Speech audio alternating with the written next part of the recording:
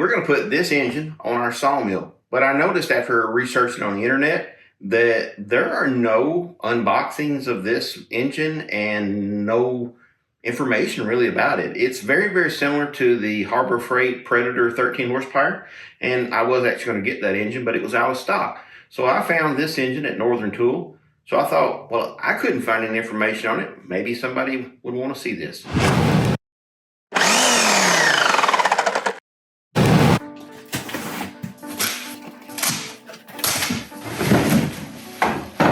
All right, so this is what it looks like out of the box.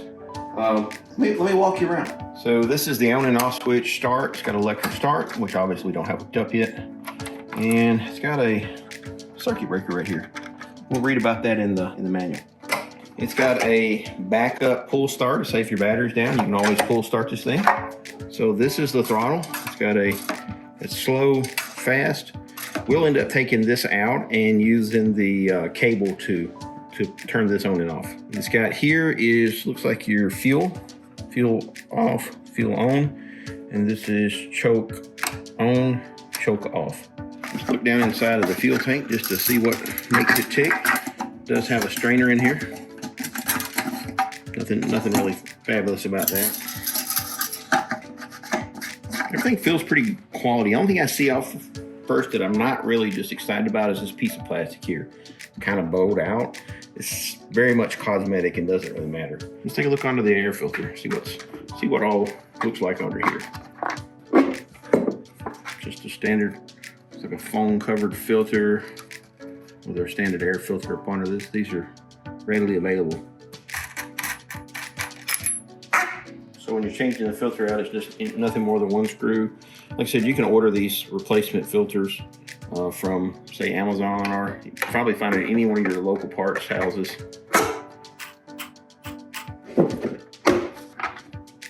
So this is the exhaust, and you see these little ports here, or these little screw holes, is generally where there's a little adapter that comes with it where you can cause the exhaust to go up or backwards or forwards or down, however you need it to blow. You don't want it like going in a belt or something and burning the belt.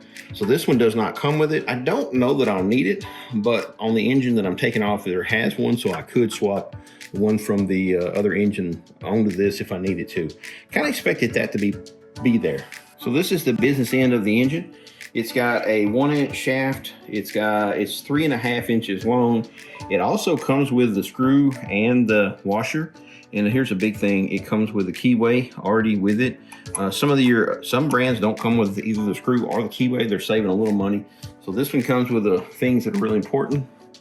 You can see here you have an oil port on this side and this side. So it makes it pretty much a universal mount. The starter and all the wiring that comes with it.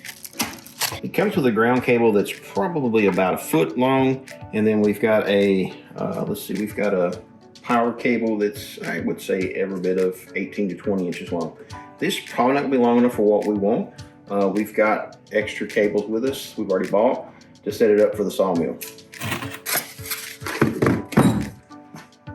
So here's our battery. So all I'm doing here is I'm just going to use you can use the clamps that come with it, or use like we're using a standard garden battery here.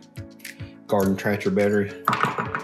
We're just going to take these little clamps off. Neat little clamps. I don't know if that's a Asian thing or a European thing, but I've never seen clamps or the posts that small.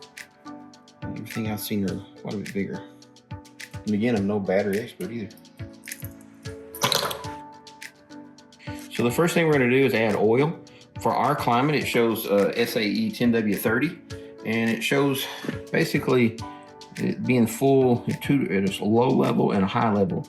It shows check the oil with the cap out, and it's got a low level which is touching basically at the bottom, and the high level comes right up to the edge of the threads. So if your engine is level, you should be able to just fill it to the very top till it starts drooping out, and you know it's completely full.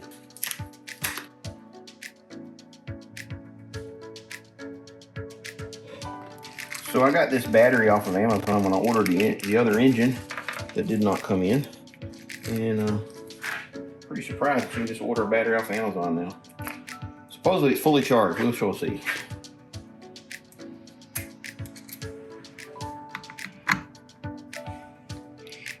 always connect your ground backwards, or always connect your ground last, not backwards. So all I'm going to do now is, it's got oil in it. I'm just going to take the pull cord and just rotate this over. I also need to do one more thing too. Before you crank it and you don't have anything on it, make sure you pull this keyway out, or when it cranks, it'll just fling it out all over the place. So before I crank it with I'm just taking the pull cord and rotating it over. Make sure there's a little bit of oil around everything, kind of splashing it over. All right, now that I've got that done, there's no gas in it yet. Let's see, fuel is off, choke is off. Now we're just going to do a test run to see if the starter works. Boy, thing kicks out hard. That's a 330 cranking out battery. It's a lot of juice, and I can feel it kicking the starter out. It's not playing. All right, so now we've got a dry run. I'm gonna put gas in it and we'll see if it cranks up. So this is ethanol-free gas. I'm gonna put a whole bunch in there just in case something's wrong. Just enough to crank it up. So it's kind of chilly here, so we're gonna go ahead and open the garage door so the exhaust can come out.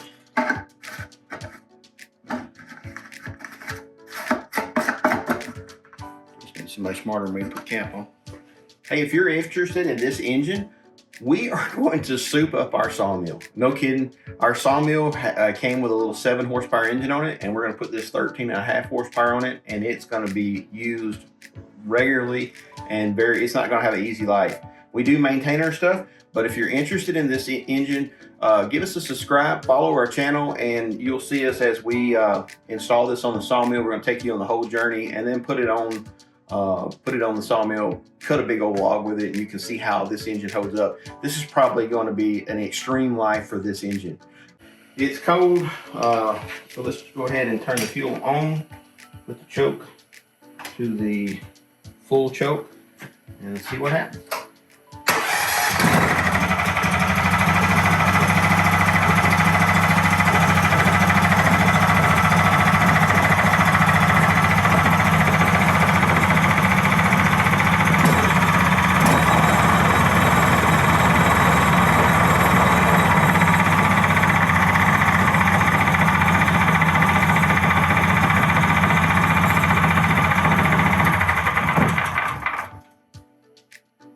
That's not even tied down. Obviously, it's just bouncing around. I'm just holding it down with my hand, and that's really smooth. So I'm sure as I increase the RPM, it's going to smooth out quite a bit too. I'm tickled with it. But first impressions, it did exactly what it's supposed to out of the box. Plug the battery up, put oil in it, put fuel in it, it cranked. Perfect first time.